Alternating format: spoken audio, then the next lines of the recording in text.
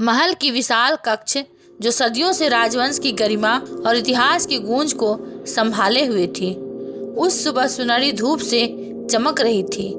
हर खंभे पर शिल्पकारी और चित्रकला इतिहास की गवाही दे रही थी। इसी विशालता के बीच बैठी थी गांधारी, अपनी आंखों पर सफेद पट्टी बांधे, स्थिर और गंभीर मुद्रा में। गांधारी का रूप ऐसा था कि कोई भी उसकी आंखों की पट्टी देखकर कह नहीं सकता था कि भीतर क्या देख रही है। उसकी साड़ी गहरी लाल और बैंगनी थी, सुनहरी बॉर्डर से सजी हुई। हाथों में हल्के सोने के ब्रेसलेट और गले में सीमित पर गरिमा में आभूषण। उसका चेहरा शांत और नियंत्रित था, पर भीतर घावों की गहरी लहरें उठ रही थीं। गांधारी ने अपने हाथ जोड़े और धीरे धीरे सांस ली। मैंने जीवन भर अपनी आंखें बंद कर लीं, पर यह अंधकार मेरे भीतर की दृष्टि को रोक नहीं सका। पुत्रों की शक्ति और अहंकार मुझे चिंतित कर रहे हैं। क्या मैं अपने प्रेम के कारण सत्य और न्याय की राह से भटक जाऊंगी? उसके विचार उसकी स्मृतियों में बहने लगे। बाल्यकाल, शिक्षा, शर्याश्रम की कठिनाइयां और विवाह के पहले की तैयारियां सब अचानक उसकी आंखों के सामने जीवंत हो उठी। उसने अपने हृदय की पीड़ा को शब्दों में ढालते हुए कहा, धृतराष्ट्र, तुम्हारे पुत्रों की वृद्धि देखकर हृदय गर्व से नहीं, चिंता से भर जाता है। क्या मैं चुप रहूं या सच को सामने लाऊं? महल की विशाल दीवारों में उसकी आवाज गूंज रही थी और हर शब्द मानो समय को थाम कर रख रहा था। उसकी सांसें धीमी थीं, पर भीतर गहरी बेचैनी और मातृत्व की चिंता उभर रही थी। गांधारी ने प्रार्थना स्वर में कहा, हे ईश्वर, मुझे शक्ति दो कि मैं सत्य और न्याय के मार्ग पर अडिग रहूं, भले ही मेरा हृदय पुत्रों की गलतियों पर रो पड़े। उसकी यह प्रार्थना महल के हर कोने में फैल रही थी, जैसे आने वाले समय की चेतावनी। महल में कुछ क्षणों का मौन छा गया। गांधारी अपने विचारों में डूबी थी कि तभी महल का विशाल द्वार खुला और धृतराष्ट्र धीरे धीरे प्रवेश कर गए। उनका शरीर स्थिर था, पर मन अशांत। आंखों की अंधता ने दृष्टि सीमित कर दी, पर हृदय की आंखें हर घटना को देख रही थी। धृतराष्ट्र ने गांधारी के पास बैठते हुए धीमे स्वर में कहा, गांधारी, मेरी आंखें भले अंधी हों, पर हृदय देख सकता है कि पुत्रों का अहंकार किस दिशा में बढ़ रहा है। मैं देख सकता हूँ, पर रोक नहीं सकता। यह मेरा कर्तव्य है या मेरा मोह? गांधारी ने उनका हाथ हल्का छूते हुए उत्तर दिया, प्रिय पति, केवल प्रेम ही मार्गदर्शन नहीं हो सकता। सत्य और न्याय का पालन करना भी हमारा धर्म है। पुत्रों की शक्ति और अहंकार हमें रोक सकते हैं, पर चेतावनी देना हमारी जिम्मेदारी है। धृतराष्ट्र ने सिर झुकाया और भारी मन से कहा, मैं केवल देख सकता हूँ गांधारी, मेरी शक्ति उनके अहंकार को बदलने के लिए पर्याप्त नहीं है। यदि युद्ध हुआ तो मैं अपने पुत्रों की मृत्यु भी देखूंगा। मेरे हृदय का भार असहनीय होगा। गांधारी ने उसे आश्वस्त करने की कोशिश की, पर भीतर का भय और चिंतन उसके स्वर में झलक रहा था। धृतराष्ट्र, हमें केवल मार्ग दिखाना है, परिणाम उनके कर्मों पर निर्भर है। यदि पुत्र सत्य और धर्म को न समझें तो हमें केवल तैयार रहना होगा। कुछ क्षण बाद विदुर ने महल में प्रवेश किया। उनका व्यक्तित्व संयम और विवेक का प्रतीक था। उन्होंने गंभीर और स्थिर स्वर में कहा, राजन, महारानी, युद्ध जितना टाला जा सके उसे टालना चाहिए, परंतु यदि दुर्योधन का अहंकार मार्ग अवरुद्ध कर रहा है तो सत्य और धर्म का मार्ग अपनाना आवश्यक है। केवल माता पिता का प्रेम निर्णय का आधार नहीं हो सकता।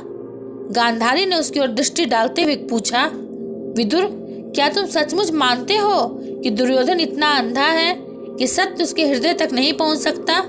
विदुर ने गंभीरता से उत्तर दिया, महारानी, पुत्र अपने अहंकार में अंधे हो सकते हैं। केवल युद्ध ही कभी कभी उन्हें शिक्षा दे सकता है। यदि चेतावनी समय पर न दी जाए तो पश्चाताप अज्ञानता का परिणाम बनेगा। धृतराष्ट्र ने हृदय की वेदना व्यक्त की। मैं अपने पुत्रों को रोकने में असफल हूँ, केवल देख सकता हूँ, रोक नहीं सकता। गांधारी ने धीमे स्वर में उत्तर दिया, यदि पुत्र चेतावनी न सुने तो परिणाम उनके और राज्य के लिए कष्टदायक होगा। हमारी जिम्मेदारी केवल मार्ग दिखाना है, परिणाम नहीं तय करना। विदुर ने सिर झुकाकर कहा, महारानी, आपकी आंखों की पट्टी और हृदय की दृष्टि ही सबसे बड़ी चेतावनी है। पुत्र यदि इसे न समझे तो केवल समय ही परिणाम बताएगा, परंतु आप सही मार्ग पर हैं। सत्यमेव जयते। महल में भारी मौन छा गया। बाहर युद्ध के बादलों की घटाएं उमड़ रही थी। यह स्पष्ट था कि वीर और अहंकारी पुत्रों के लिए चेतावनी पर्याप्त नहीं होगी। गांधारी के हृदय में अपार दुख था, पर उसका मनोबल अडिग था। धृतराष्ट्र अपने पुत्रों की शक्ति और अहंकार से परेशान थे और विदुर ने उन्हें सत्य और धर्म के मार्ग पर स्थिर रहने की सलाह दी। महल में दिन धीरे धीरे शाम में बदल रहा था। सूरज की सुनहरी किरणें अब नरम नारंगी में ढल चुकी थी। गांधारी अभी भी अपने कमर पर हाथ रखकर बैठी थी, पर उनके मन में उथल पुथल और गहरी चिंतन की लहरें उठ रही थी। मैंने अपनी आंखें बंद कर ली, पर यह अहंकार मेरे भीतर की दृष्टि को रोक नहीं सका। यदि मेरे पुत्र दुर्योधन ने सत्य और धर्म को नहीं अपनाया तो परिणाम क्या होगा? क्या माता होने का अर्थ केवल प्रेम करना है, या सत्य के मार्ग पर अडिग रहना भी धर्म है? धृतराष्ट्र ने गांधारी के विचार महसूस करते हुए धीरे से कहा, प्रिय गांधारी, मैं देख सकता हूँ कि तुम्हारा हृदय कितना भारी है। मैं स्वयं अपने पुत्रों को रोक नहीं पा रहा। क्या यह केवल मेरी कमजोरी है, या हमारे परिवार का भविष्य तय होना है? गांधारी ने गंभीरता से उत्तर दिया, हमारा धर्म केवल प्रेम नहीं बल्कि मार्गदर्शन देना है। यदि पुत्र हमारी चेतावनी न सुने तो परिणाम उनके कर्मों का फल होगा। हमें केवल तैयार रहना है। विदुर ने इस बीच एक और गंभीर चेतावनी दी, राजन, महारानी, यदि युद्ध हुआ तो केवल रक्त ही नहीं बहेगा बल्कि राज्य और परिवार का पतन भी होगा। पुत्रों का अहंकार हमें रोक सकता है, पर धर्म और सत्य की राह हमें अपनानी होगी।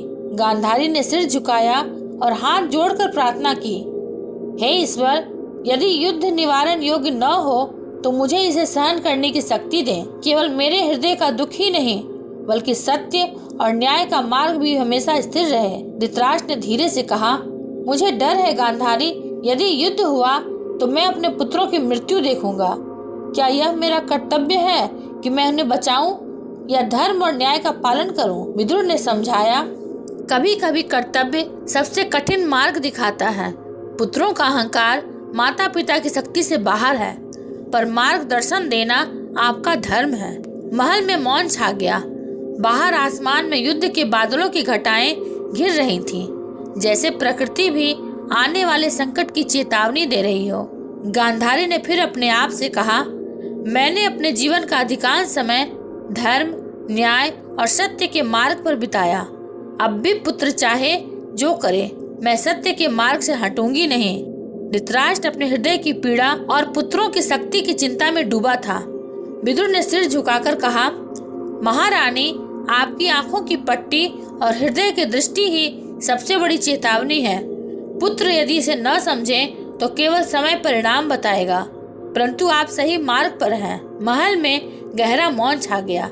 यह स्पष्ट था कि आने वाला समय केवल चेतावनी का नहीं बल्कि निर्णायक कर्म और परिणाम का भी होगा। यह वचन इतिहास में अमर हो गया और युगों तक लोगों को प्रेरित करता रहेगा। अगर आपको यह वीडियो अच्छा लगा हो तो इसे लाइक, शेयर और सब्सक्राइब अवश्य करेंगे। ये महाभारत सिर्फ युद्ध की नहीं, जीवन के ज्ञान की कहानी है। मिलेंगे अगले प्रसंग के साथ, तब तक के लिए धन्यवाद।